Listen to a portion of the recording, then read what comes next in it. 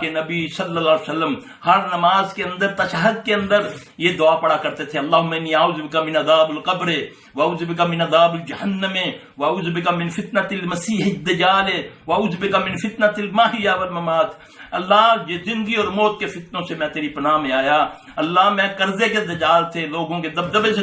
تیری پناہ میں آیا، اے اللہ میں قبر کے عذاب سے تیری پناہ میں آیا، میں دوزخ کے عذاب سے، مسیح الدجال کے فتنے سے محفوظ، اللہ مجھے فرما میں تیری پناہ میں آیا۔ یہ دعائیں یاد کرو، یہ دعا یاد کرو، یہ آخری آیات پڑھو، اس کا ترجمہ لوگوں کو بتاؤ۔ اللہ کی قسم یہ وبا کوئی چیز نہیں ہے، انشاءاللہ العزیز میرے رب کی نصرت آئے گی، کیونکہ جو فرمایا اللہ نے وہ حق، جو فرمایا جس پر حق ہے وہ ہے محمد صلی اللہ علیہ وسلم کی ذات مبارک، انہوں نے جو فرمایا اللہ کی بات فرمائی، اور میرا ایمان ہے انشاءاللہ جب من حیث القوم امت ان آیات کو ہم پڑھیں گے، چھوڑیں خوابوں میں کسی کو یہ کیا آ گیا